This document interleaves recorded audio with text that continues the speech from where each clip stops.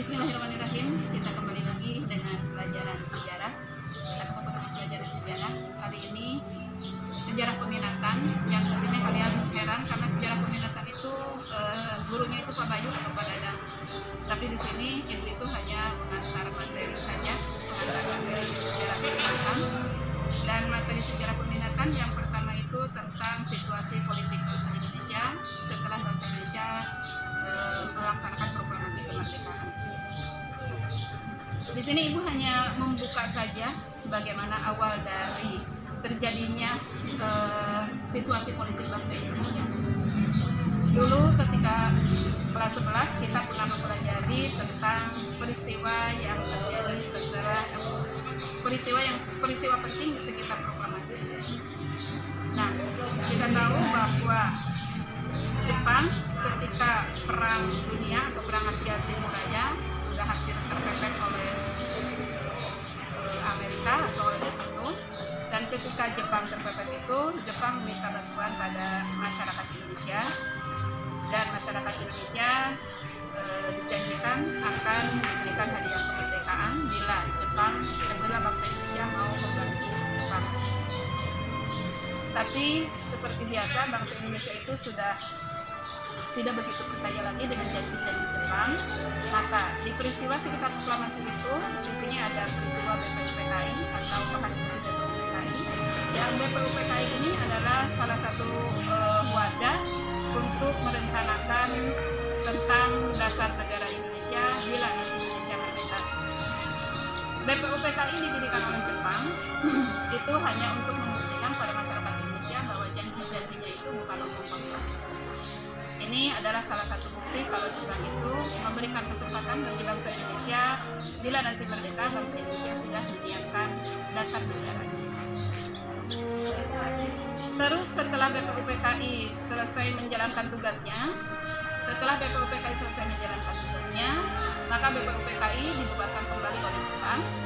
Dan karena bangsa Indonesia masih merasa perlu untuk mempunyai wadah untuk menceritakan tentang kemerdekaan, maka bangsa Indonesia meminta kepada Jepang untuk mendirikan organisasi berikutnya sebagai wadah untuk membicarakan tentang kemerdekaan, yaitu PPKI. Nah, PPKI akhirnya berdiri, tapi sebelum PPKI melaksanakan tugasnya atau menjalankan tugasnya membicarakan tentang kemerdekaan. Nah, Ibu dulu pernah nulis tanggal-tanggal di bulan Agustus, ada tanggal 14, ada tanggal 15, tanggal 16, 17, 18, dan 19. Kalian mungkin masih ingat pada tanggal 14 Jepang menyerah kalah atau Jepang sudah dibom Nagasaki dan Hiroshima sehingga jantungnya kota Jepang hancur. Dan pada tanggal 15 para pemuda Indonesia tahu kalau Jepang sudah menyerah kalah. Nah, yang akhirnya di sini janji Jepang yang akan memberikan hadiah kemerdekaan pada bangsa Indonesia kalau sudah kalah itu artinya janji itu tidak akan ditepati kembali.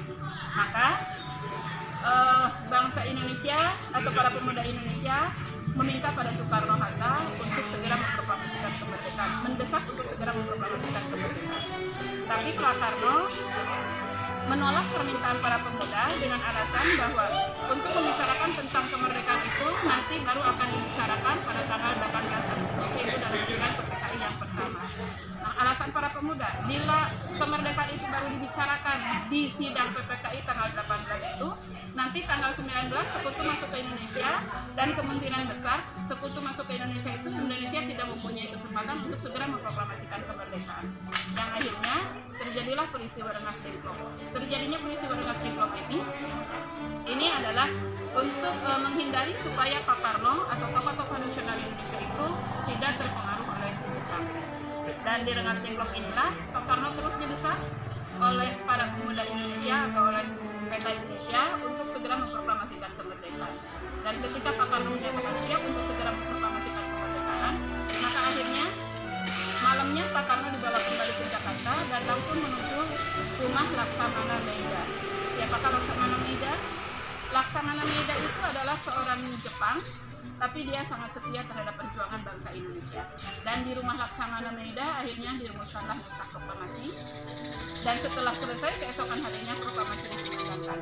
Nah, anak-anakku, ini adalah pengantar dari materi tentang bagaimana situasi bangsa Indonesia setelah proklamasi, dan Ibu hanya menyampaikan awal sebelum Indonesia mendapatkan proklamasi kemerdekaan.